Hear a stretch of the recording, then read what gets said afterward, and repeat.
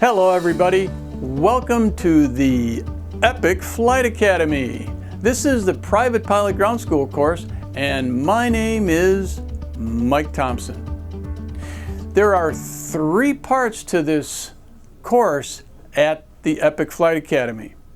The first part is the online course itself. The second part are these videos. If you are just watching these videos, you're not going to be successful in the course. You need to watch the videos in parallel to this portion of that online course that you are studying.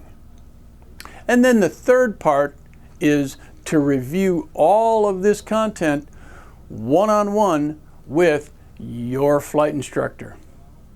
So our best wishes for your success. We're really glad you're here. What's our topic today? Well, lately we've been talking about aircraft performance, and today we want to discuss the crosswind component. Now, we're not going to talk about how to actually land the airplane in a crosswind. That's a flight lesson for another day. We're talking about that component and how do we get an accurate gauge on how much crosswind component or headwind component or tailwind component we're going to face on any given landing. Well, to do that, we're going to use this chart. Now, you can see our example here. We're using this red line as the example on our chart, and you can see that the given winds are from 030 degrees at 15 knots. Let's say that we're landing on runway 7. At beautiful New Smyrna Beach in Florida, we have a runway 7. So if the winds were 030 at 15, how much of that wind is coming at me down the runway? And how much of it is a crosswind component?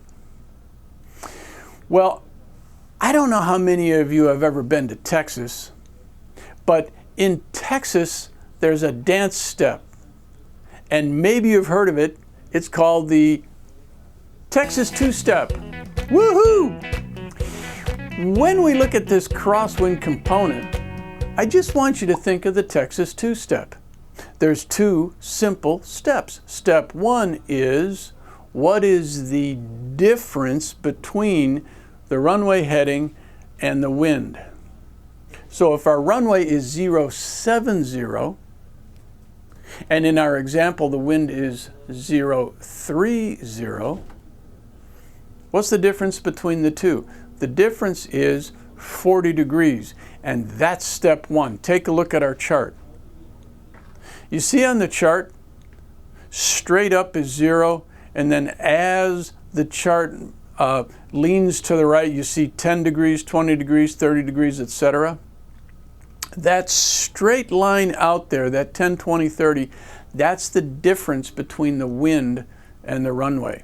So which one are we looking for? You got it. You see our red line down here where it says 040? That's step 1. We're going to bring that red line down 040 because that's the difference between the wind and the runway. Now, we're almost done. There's only 2 steps. What's the second step? Well, if that's the wind direction, now we need the wind velocity. Well, if you look on our chart, now we're going to look at these curved lines or these arching lines, these semicircular lines. Do you see these semicircular lines? They start at 5 and then they go to 10, 15, 20, 25, etc. as they go out towards the edges of the chart. That's wind velocity.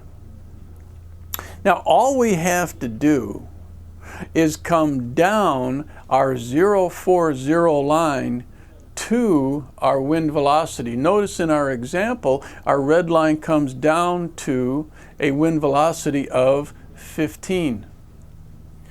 And that's step 2, bada bing, basically you're done. That's the Texas two-step. You're pretty much done. But wait a second, Mike. What's my actual crosswind headwind component? Well, this is the easy part. I come down my 040 line. That's step 1. That's my difference. And I come to my 15 knots. That's step 2. That's my speed. I'm going to put my pencil mark there or a dot or something. All I have to do now is come straight down and straight to the side. You know what a nice trick is? Sometimes we'll take a blank sheet of white paper and we'll set the corner right on that dot, and that white paper will give me a nice horizontal line sideways and a nice vertical line up and down. And I'm just going to read at the edge of the chart. Now, take a final look at this chart. Up the left-hand side, it says headwind. Well, when I come horizontally from my dot, it looks like, right about maybe 12 or 13 knot headwind. That's my headwind component. And as I come straight vertically down from my dot, what does that look like? Right about 10, maybe 9, probably about 10 knots. And if you look across the bottom of the chart, it says crosswind component. I've got a 10 knot crosswind. So in this case, I'm seeing about, maybe 12 to 13 knots of headwind and right about 10 knots of crosswind. That's it. Simple. Texas two-step. What would you do if that crosswind component were too much for the capabilities of the pilot or the airplane? Think about that for a second. Well, there's 2 things we could do right away.